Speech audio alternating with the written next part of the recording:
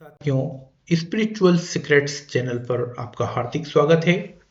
साथियों, इस चैनल पर हम आध्यात्मिक रहस्यों को वीडियो के माध्यम से प्रस्तुत करते हैं। आपकी आध्यात्मिक उन्नति हमारा परम लक्ष्य है। आप निरंतर ऊंचाई की ओर उठते रहें और नवीन नवीन आध्यात्मिक रहस्यों का संधान करते रहें। आपकी इस उपलब्धि से हमको परम आनंद प्राप्त होता है। हमारे आध्यात्मिक अभियान से जुड़कर आपके लिए पुण्य अर्जित करने का एक उत्तम अवसर है। इसका लाभ आपको उठाना चाहिए। साथियों, श्रीमद् भगवत गीता की अमृत धारा का आपको पान कराने में हम आनंदित होते हैं। उच्च कोटि के संतों, आचार्यों, व्याख्याकारों द्वारा अनादिकाल से गीता की नवीन नवीन दृष्टिकोणों से व्याख्या हो रही है, होती रहेगी और अनंत काल तक होगी। भगवत गीता में ज्ञान के अनंत रहस्य और तत्व छिपे हुए हैं। इन तत्वों और रहस्यों को उद्घाटित करने वाली परम पूज्य स्वामी राम सुखदास जी महाराज की निःसृत परम दिव्य वाणी का अमृतपान आपको कराने का प्रयास कर रहे हैं। व्यस्तताओं के बीच थोड़ा समय भी मिले तो आप एक एक श्लोक की व्याख्या सुनकर इससे आध्यात्मिक लाभ उठाने की कृपा करें।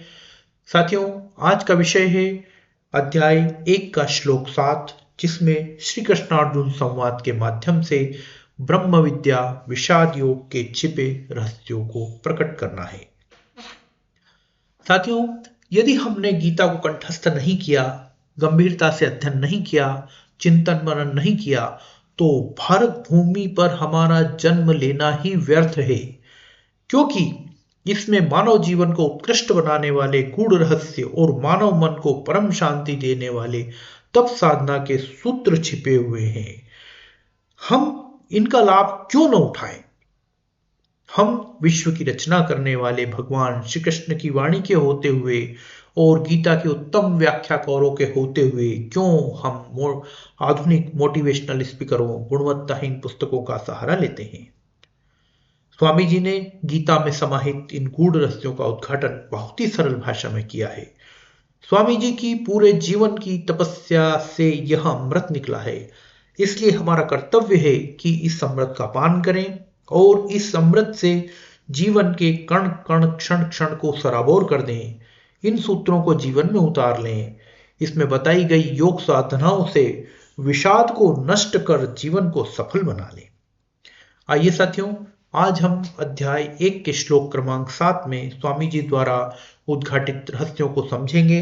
इससे पूर्व हम स्वयं श्लोक सुने और अपनी जिज्ञासा उत्पन्न करें ताकि इसका भाव, अर्थ और रहस्य गहराई से समझ पाए।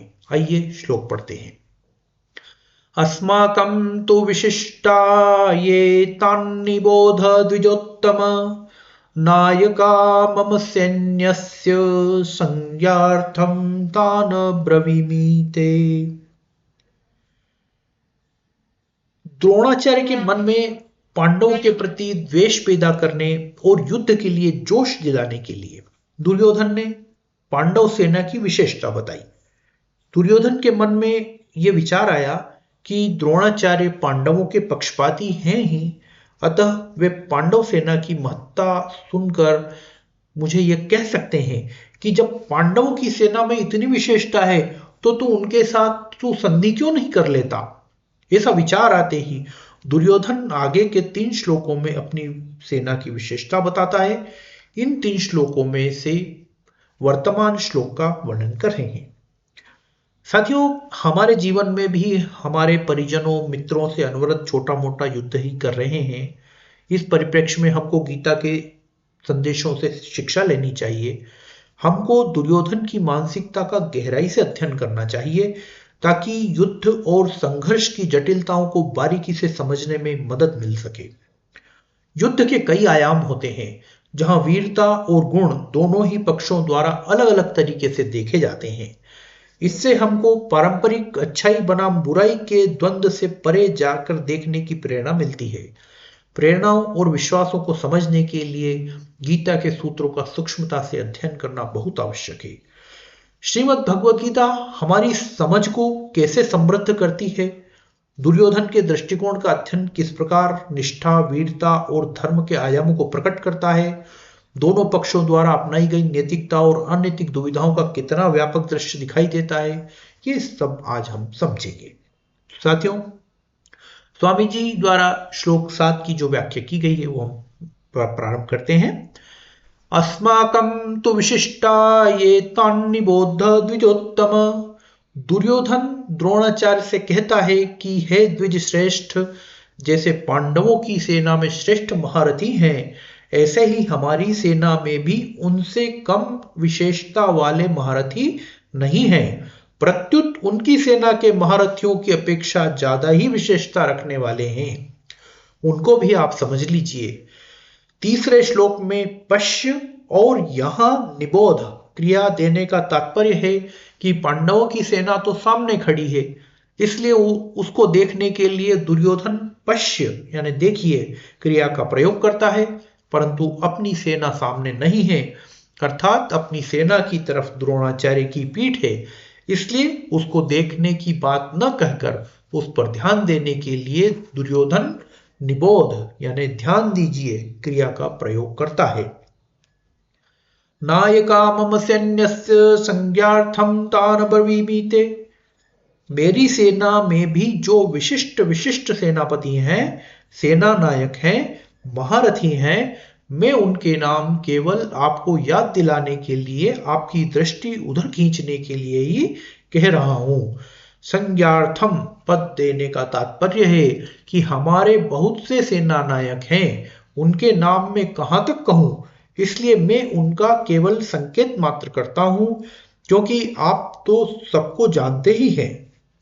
इस श्लोक में दुर्योधन का ऐसा भाव प्रतीत होता है कि हमारा पक्ष किसी भी तरह कमजोर नहीं है, परंतु राजनीति के अनुसार शत्रु पक्ष चाहे कितना ही कमजोर हो और अपना पक्ष चाहे कितना ही सबल हो, ऐसी अवस्था में भी शत्रु पक्ष को कमजोर नहीं समझना चाहिए और अपने में उपेक्षा, उदासीनता आदि की भावना किंचन मात्र भी नहीं आने देनी चाहिए। इसलिए सावधानी के लिए मैंने उनकी सेना की बात कही और अब मैं अपनी सेना की बात कहता हूं। दूसरा भाव यह है कि पांडवों की सेना को देखकर दुर्योधन पर बड़ा प्रभाव पड़ा। उसके मन में कुछ भय भी हुआ, कारण की संख्या में कम होते हुए भी पांडव सेना के पक्ष में बहुत से धर्मात्मा पुरुष थे और स्वयं भगवान थे। जिस पक्ष में धर्म और भगवान रहते हैं उसका सब पर बड़ा प्रभाव पड़ता है। पापी से पापी, दुष्ट से दुष्ट व्यक्ति पर भी उसका प्रभाव पड़ता है। इतना ही नहीं, पशु पक्षी वृक्ष लता आदि पर भी उसका प्रभाव पड़ता है, कारण कि धर्म और भगवान नित्य है। कितनी ही ऊंची से ऊंची भौतिक शक्तियां क्यों न हो, हैं वे सभी अनित्य ही। इसलिए दुर्योधन पर पांडव सेना का बड़ा असर पड़ा, परंतु उसके भीतर भौतिक बल का विश्वास मुख्य होने से वह द्रोणाचार्य को विश्वास दिलाने के लिए कहता है कि हमारे पक्ष में जितनी विशेषता है उतनी पांडवों की सेना में नहीं, अतः हम उन पर सहज ही विजय कर सकते हैं। साथियों, श्लोक 7 की व्याख्या समाप्त हुई। साथियों, श्रीमद् भगवद गीता के अध्याय 1 में कुल 47 श्लोक हैं।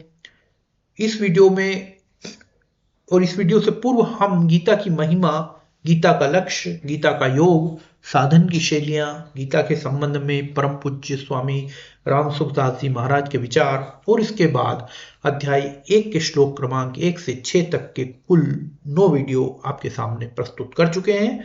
साथियों, इन सभी का लिंक डिस्क्रिप्शन में दिया जा रहा है। आप अपने व्यस्ततम समय में से कुछ समय निकालकर अनंत कोटि आध्यात्मिक लाभ प्राप्त करें। साथियों, हमारे वीडियो आप बहुत ही रुचि के साथ देखते हैं, श्लोक और व्याख्या को स्मरण भी रखते हैं। आध्यात्मिक क्षेत्र के साधकों का यह अनिवार्य गुण है। आइए साथियों, हम मनोरंजन के लिए एक प्रश्न आपसे पूछते हैं। प्रश्न है, पांडवों के द्वारा द्रौपदी के गर्भ से 5 पुत्र उत्पन्न हुए थे, इनके नाम बताइए।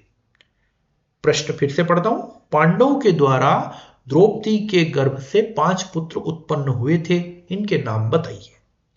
साथियों, आपका उत्तर हमें कमेंट बॉक्स में लिखें। साथियों, अध्याय 1 के सभी 47 श्लोकों की व्याख्या पूर्ण हो जाने के उपरांत हम 50 प्रश्नों की प्रश्नावली का एक वीडियो लाएंगे। 50 प्रश्नों में से सर्वाधिक सही उत्तरों वाले 3 सब्सक्राइबर्स को सम्मानित किया जाएगा। आपसे अनुरोध है कि सभी वीडियो को ध्यानपूर्वक देखें, सुनें और स्मरण रखें। साथियों, आध्यात्मिक रहस्यों को सामने लाने वाले चैनल स्पिरिचुअल सीक्रेट्स को आपने बहुत पसंद किया है, सब्सक्राइब भी किया है। हम आपके बहुत आभारी हैं। साथियों, आध्यात्मिक प्रचार का पुण्य, अपने निकट के लोगों को भी उत्तम पथ पर चलाने का पुण्य अर्जित करने के लिए अपने साथियों को भी वीडियो शेयर करिए, उनको सब्सक्राइब करने हेतु प्रेरित करिए, आध्यात्मिक सूत्रों के प्रचार के पुण्य में भागीदार बनिए। साथियों, आपको बहुत बहुत धन्यवाद, आभार।